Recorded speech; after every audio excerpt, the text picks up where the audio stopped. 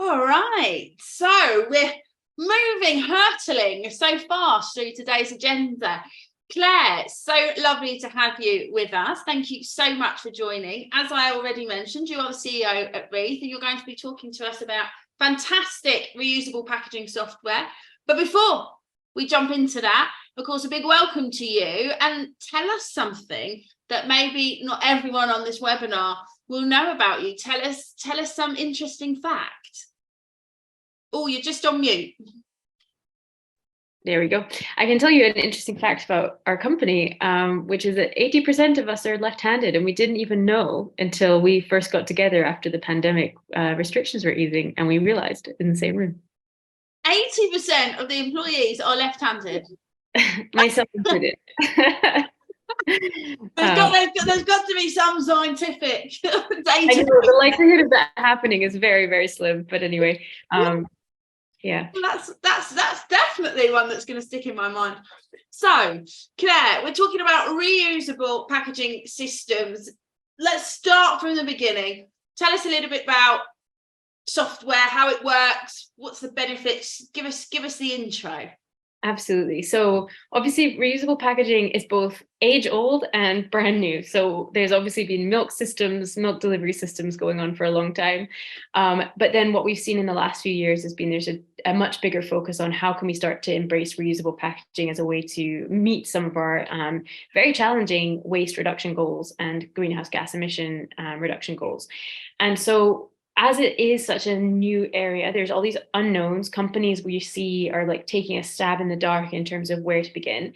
And so our software was really built to try and meet that challenge and help them guide them all the way through from making a decision about what kind of reusable packaging they want to adopt and what kind of reusable model they want to adopt, all the way through to launching it and then optimizing those systems. So at the very beginning, you're faced with these questions like, what product SKUs would be best suited to reusable? What packaging type? What material should we use for that packaging type? How many times does it need to be reused? Does the material have an impact on that? How much of an impact? What does it look like if we use this material over this material, or even different levels of recycled content within those materials?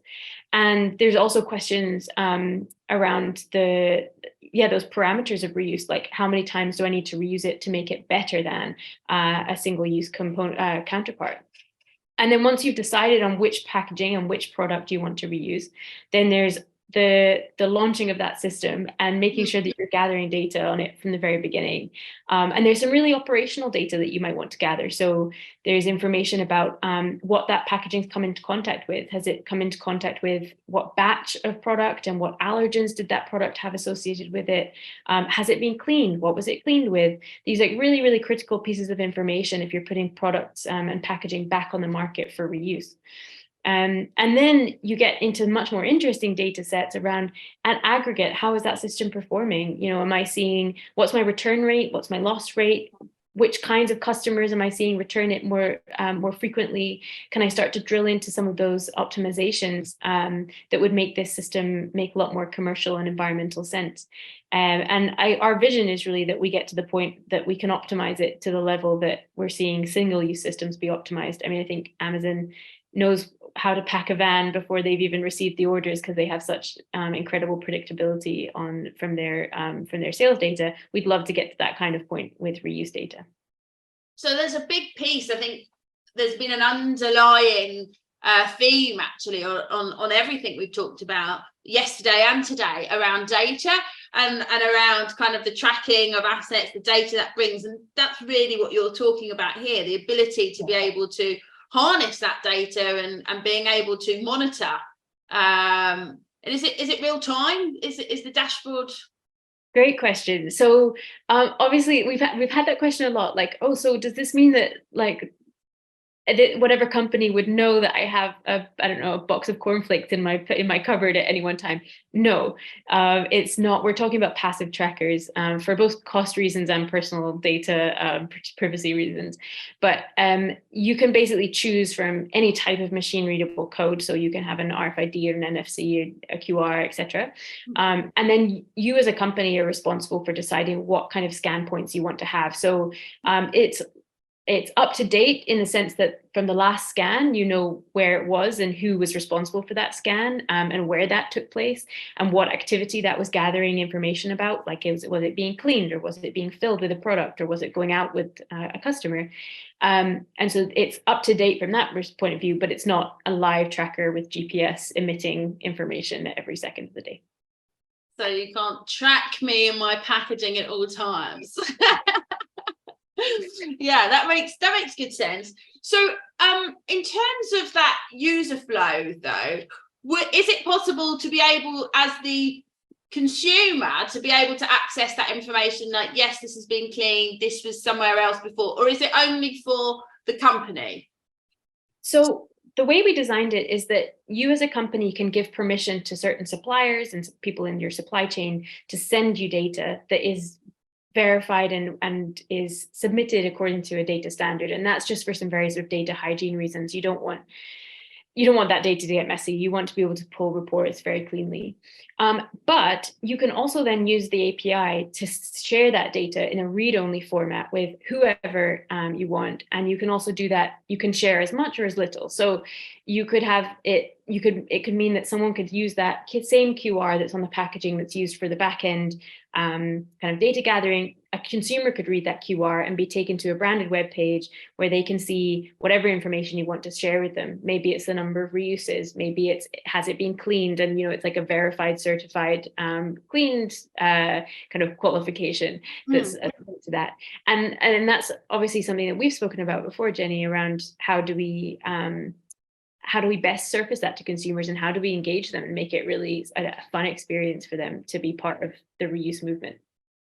Yeah, you talk about past conversations, and I think it does open up that opportunity to engage those consumers further, to be able to involve them in the process. Perhaps there's some gamification, some education, in addition to, of course, the fact that the company wants to collect this information. You can see that being a great way to be able to involve the customer, right? Yeah, absolutely. And from our perspective, we want to focus and specialize in being like the system that gathers all that data and then lets you, the brand, decide what you want to do with it, and engage partners like yourselves, like Appetite Creative, to do really fun things with it. But that needs to, in my opinion, needs to be owned by the brand, because if you're kind of gating reuse behind a generic app that's meant to serve everybody, it's just, I don't think that's actually a way to make it work at scale. We would much rather integrate that kind of data into either brand owned apps, be it a retailer or something else, or interactive dashboards or websites that can be accessed just simply by a scan and by a browser. Yeah, no, that makes sense. So how would a consumer access it in the exact same way as the business would, using the same QR? So yes, they would. Well, if it's an RFID, that's obviously got complications, and that's why there is an important upfront piece of work and decision making to be had around what is the best tag for your use case. And I think a lot of people often leap to RFID because of its phenomenal performance when it comes to kind of efficiency of scanning, but actually in a lot of cases QR is preferable, or you might want a double tag type so you have both.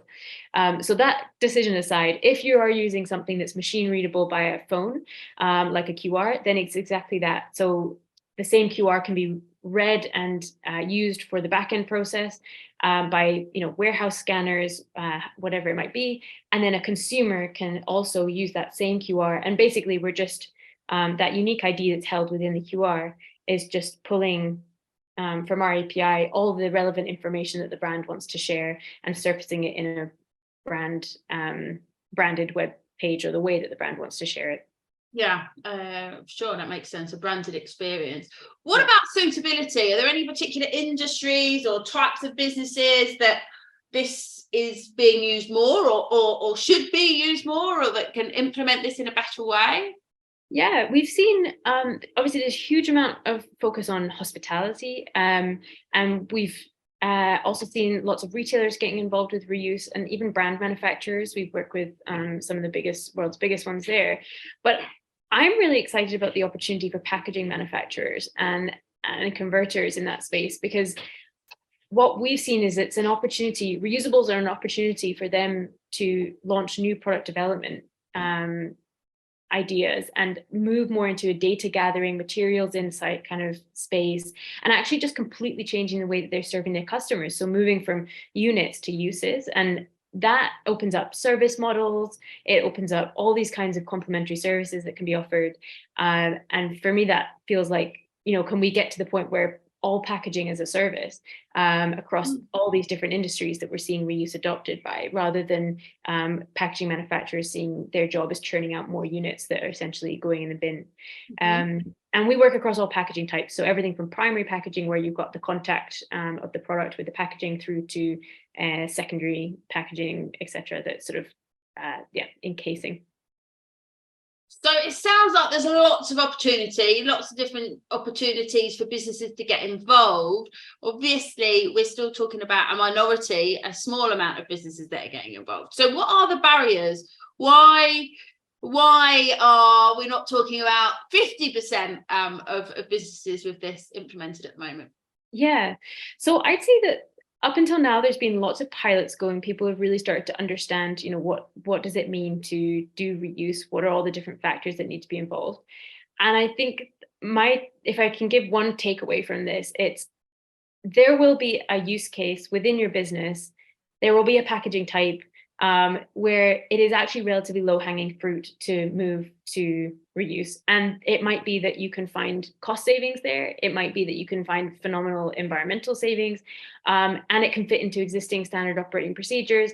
And it's the requirements for it to be reused are actually really minimal when it comes to, washing or remanufacturing or repurposing. So what we've found from, anecdotally, but speaking to different companies in this space, is there's almost always some low-hanging fruit in your organization. And I'd really recommend that you look at that. And packaging manufacturers, I'd recommend that you think about how you can better serve your customers to identify that low-hanging fruit. Because once you've launched one operating system, one reuse operating system, you start to gather those learnings so fast, and you start to understand a lot more about how this could be deployed in other packaging SKUs. So my key point would be, don't think you need to do it all at once across every single type of packaging and every single product. Figure out the one that you're going to get the quickest wins on, and then build from there. So do you think that the biggest challenge is lack of knowledge where to start? Maybe is that what you're saying? And then this is that systematic data analysis based on your packaging type, the material it's made of, the cost of the packaging tax, the projected cost of that increasing, the cost of the materials, and then looking at the different ways things are reused, and basically putting them into easy and hard categories. That's the kind of analysis that we've done with clients really successfully, and help them find where they can actually deploy reuse in a way that's makes sense from a business point of view, and environmentally, rather than sort of just out of thin air deciding, right, we're going to launch a reusable shampoo bottle because that's what we've conceived as a sort of a dream vision.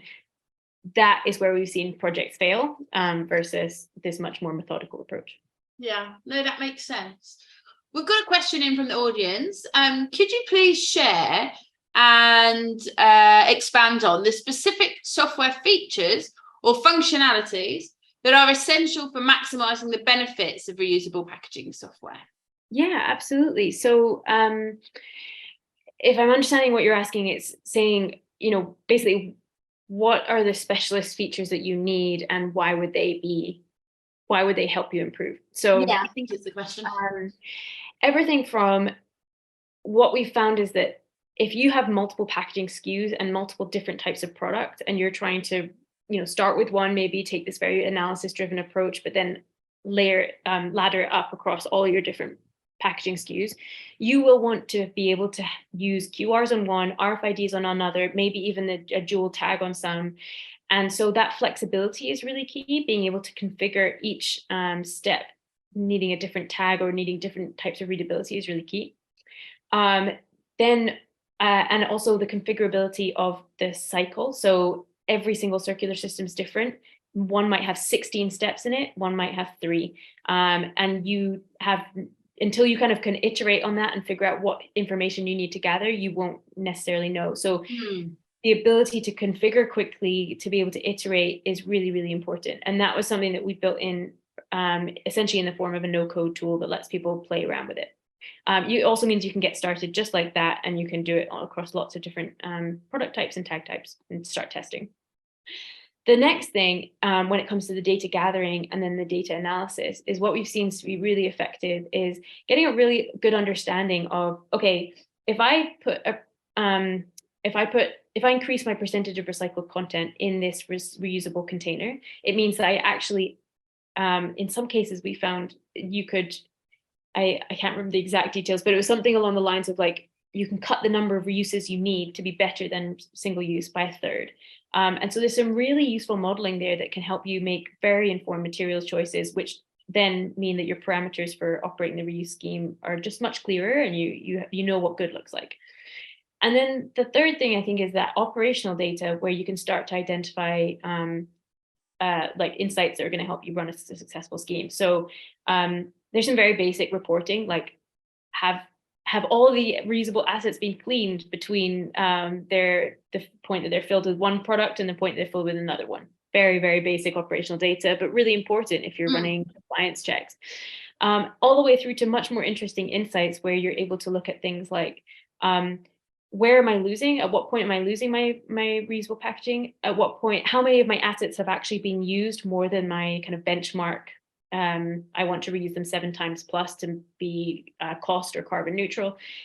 Those kinds of insights are really critical to keep an eye on. And that's the kind of thing that you can start to surface once you've got a reusable scheme up and running. I hope that answered your question. Hopefully, Dem, let us know if not. You've talked a little bit about double tagging. Tell me a scenario. Tell me what that is. What's the difference there? Yeah, basically you're giving the same ID to a piece of packaging, but that ID is shared across different types of tags. So maybe it's an RFID with an overlay of a QR, and they both have the same unique ID, because it's uniquely attributed to that vessel or that piece of packaging, but it can be read in different ways. So it means, like, maybe when it's coming through for a cleaning step, you're using an RFID scanner because you're doing it in bulk. And maybe when it's being QA'd or pick and packed, it's being manually read, because that's when you need to be actually interacting with that piece of packaging individually. And then when that consumer is reading it, they want to be able to use a machine readable code, like a QR. So sorry, phone readable code. So that's the purpose of that. Yeah, no, that makes sense. What about some real use cases, some case studies? Tell us some examples. Help us visualize it. Yeah, so we've worked with some of the world's largest companies on their reusable packaging schemes. One of our longest term clients has been Marks and Spencer's. They launched a fill your own reusable packaging scheme in some of their stores, and we've digitalized the back end of that. So it basically means that they have a QR on the reusable bulk bins, and every time that they're filled with new product or cleaned or have something done to them, that back end system is all digitalized in Reith, and that data is then available to the people who are managing the scheme, and they can get those kinds of insights that I mentioned earlier. And the really exciting part of that is that we've demonstrated some really tangible cost savings because of how quick it is to use our system versus any other alternative. So alternatives could be pen and paper, it could be using a not kind of specialized system where you're having to input things manually, whereas having a system that's kind of the data standardized, it's super clean, it's very easy to update, has meant that we've managed to save considerable amount of time there, which has a lovely pound value attributed to it. And we've also done some work with packaging manufacturers who have basically they've been kicking off a reusable packaging scheme. They've wanted to offer this idea of uses rather than units to their clients, and they see a really exciting world in which they can become a service provider. And they've digitalized that, and that's really helped them understand. It's given them key data for their business case and to make that strategic decision as a business. So they'll know how many times a piece of packaging can be reused, and then they can start projecting how that's going to impact their overall margins, particularly in a highly changeable environment. So they'll be able to look at how much they can save in packaging tax, how much they will save in raw materials. They can understand the true cost of reuse when they're taking into account the cost of the reverse logistics. And then they can identify the best packaging SKUs that they could launch that on to maximize their profit margins. So yeah, we've seen it to be really effective for those types of clients. Yeah, no, absolutely. So there's a lot there in terms of kind of the planning, the modeling, before actually going ahead and implementing anything. Yeah, absolutely. And that's like what we are trying to kind of hammer home to people, is the success of your reuse system really starts at the planning stage. We've seen too many people, I think, rush headfirst into it. Yeah. And not gather any data, and then just declare it to be not a success or a failure. And if you actually start at the very beginning with some more analysis and better planning, then you're setting yourself up much more for success. Yeah, no, absolutely. That makes perfect sense. We've got another question in from the audience. Sheetal is asking, if we consider a specific industry like PET preform, is it possible to make compatible data of its reusability? I'm not sure I fully understand the question. Jenny, are you understanding it to say, let's imagine reuse in the PET preform packaging? Yes. That to make compatible data of its this is raw material of a bottle. Are you asking if it's possible to I guess attribute data to that piece of packaging about if it's reusable, or I'm going to make a guess that the question is to ask whether or not we'll be able to track that the raw material has been reused. Is there any possibility to be able to do that? So actually, if I'm understanding correctly, yes, there's some.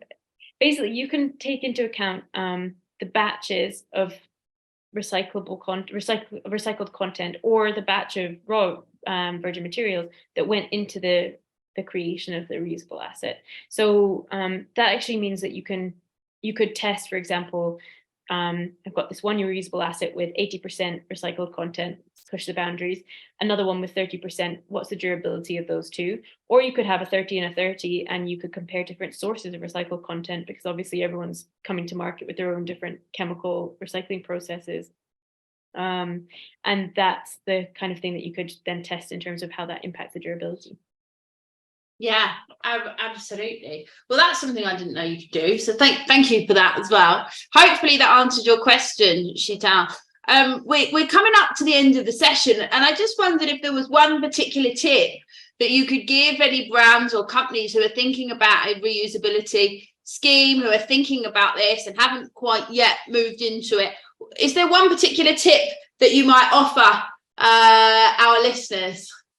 Yeah, I'd say I've probably said it too many times already, but in terms of the planning and the analysis, get a really good idea of what good looks like for your scheme from both a cost and an environmental perspective. And then you have like a very, very solid goal to work towards, and also goal to fairly assess the performance of that scheme against, rather than not having those KPIs set at the beginning and then not really knowing if it was or wasn't a success, and not really knowing why. So that having those KPIs that you have arrived at from analysis is, to me, the most fundamental piece of launching a reuse scheme. Yeah, absolutely. So that kind of goes back to what we were saying, wasn't it? Planning. Yeah. Bit more planning. Yeah. Makes perfect sense. Well, thank you so much, Claire. I think there's been some really nice insights there. And we even managed to work out the question, and she told us that that was the answer, or at least it was the question. I don't know if it was the answer he was looking for, but it's certainly the question he was looking for. So that's really good to know as well. So thank you for that. Thank you very much for your time. Thanks so much for having me. Lovely to speak to you. Bye. So stay tuned, everyone else. We've got something special ahead. We'll be back for the last session of this event. We'll be back and joined with Sukhdev, who is the Global Toothbrush and Devices Packaging Lead at Colgate Palmolive. And he will be talking about democratizing data, insights, challenging, and privacy in connected packaging. We're just going to take a 5-minute break now, and we will be back shortly. Thanks very much.